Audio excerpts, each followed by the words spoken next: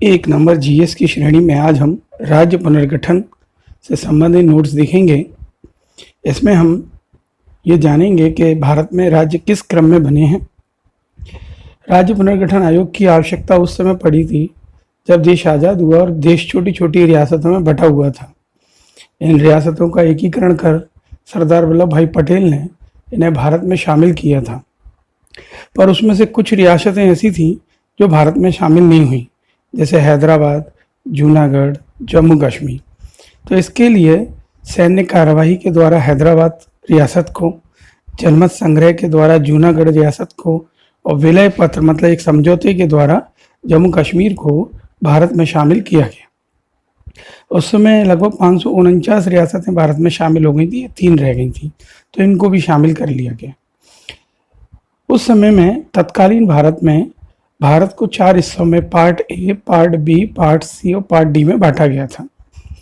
Part A में ऐसे हिस्से आते थे जहां ब्रिटिश भारत में गवर्नर का शासन था, ठीक है। पार्ट बी में ऐसे 9 राज्य विधान मंडल के जहां शामिल थे जहां शाही शासन था, यानी राजे रजवाड़े थे।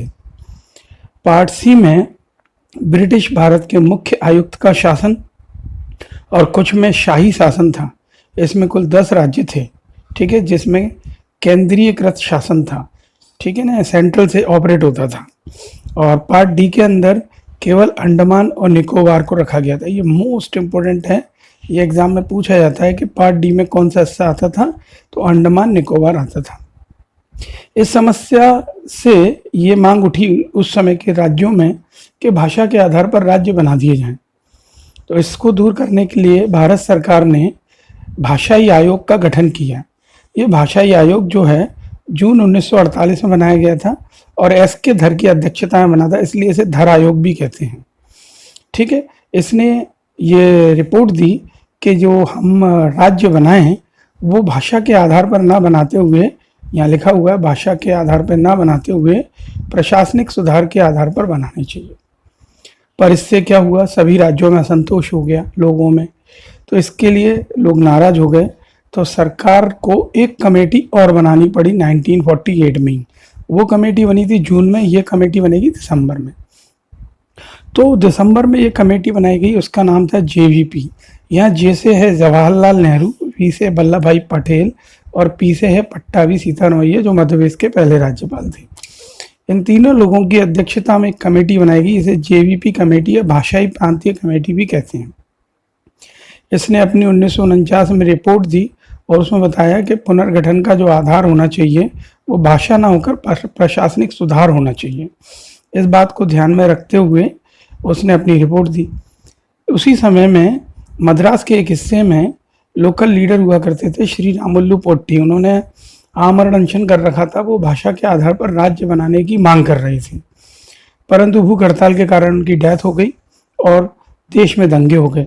तो भारत सरकार को मजबूरी में 1953 में भाषा के आधार पर पहले राज्य का गठन करना पड़ा, मद्रास से अलग करके आंध्र प्रदेश का।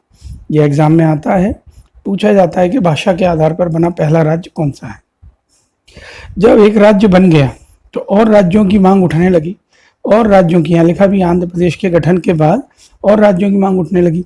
अब सरकार ने क्या किया, इससे निपटने के लिए फजल अली की अध्यक्षता में एक कमेटी बनाई या एक आयोग बनाया जो 1953 में बना था। ये भी बहुत एग्जाम में आता है, ठीक है। इनके साथ 2 सदस्य और थे, के.एम. पाणिक्कर और हृदयनाथ कुंजरू। इन तीनों लोगों ने देश भर का भ्रमण किया और भ्रमण करके और एक रिपोर्ट दी 1955 में। ये भी एग्जाम में पूछा जाता है, ये रिपोर्ट कब पेश की गई, 1955 में। इन्होंने बोला कि भाषा को आधार ना बनाया जाए। इसके अलावा उन्होंने बहुत सारी चीज़ों को बताया। उन्होंने बोला कि भारत की एकता, अखंडता और सुरक्षा का संरक्षण रखा जाए, ठीक है।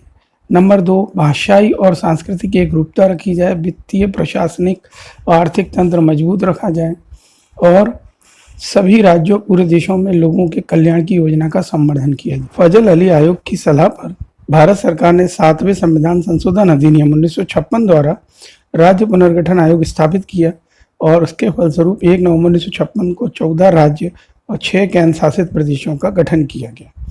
ये बात भी बहुत एग्जाम में पूछी जाती है, इसे आप ध्यान रखेंगे। इसके बाद सन 1960 में दूसरा पुनर्गठन आरंभ हुआ। यहाँ लिखा हुआ है दूसरा पुनर्गठन, जिसके तहत क्या क्या हुआ वो थोड़ा हम देख लेते हैं।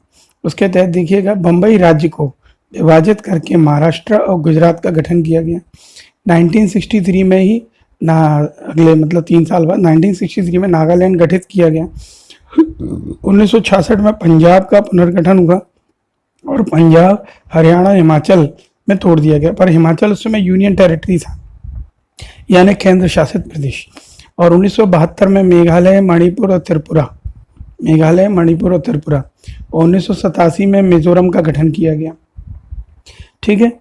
और केंद्र शासित प्रदेश के रूप में अरुणाचल प्रदेश और गोवा जो थे उन्हें पूर्ण राज्य का दर्जा दिया गया। मतलब उस समय में अरुणाचल प्रदेश और गोवा जो थे पहले केंद्र शासित प्रदेश थे।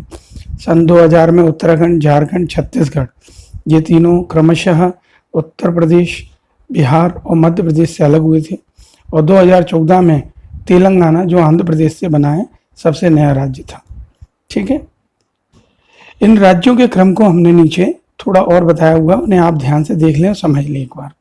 तो 1953 में आंध्र प्रदेश बना था मद्रास से। ठीक है। 1960 में गुजरात और महाराष्ट्र जो बने थे बम्बई से, तो वो उस समय। ठीक है। 1963 में नागालैंड 16वें राज्य के रूप में था। 1966 में हरियाणा 17वें राज्य के रूप में था और उस समय हिमाचल प्रदेश एक यूनियन टेरिटरी था। 1971 में हिमाचल प्रदेश आपके राज्य का दर्जा मिल गया 18वें राज्य के रूप में।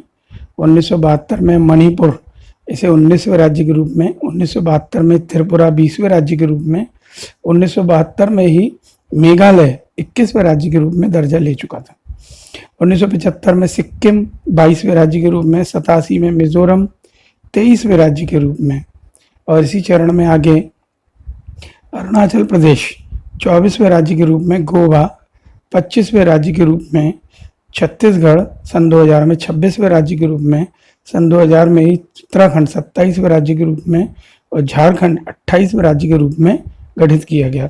और सन 2014 में तेलंगाना जो है वो 29वां राज्य बना। पर यह बात समझने की है कि वर्तमान में 29 राज्य नहीं है। क्यों नहीं है वो यहाँ समझ लें। जम्मू कश्मीर जो है अब यूनियन टेरिटरी है, यानी केंद्र शासित प्रदेश है 31 अक्टूबर 2019 से। इसलिए वर्तमान में राज्यों की संख्या 28 और केंद्र शासित प्रदेश 8 हैं। ये सारे नोट्स आपको अपने हाथ से लिखना होंगे और याद करना होंगे। धन्यवाद।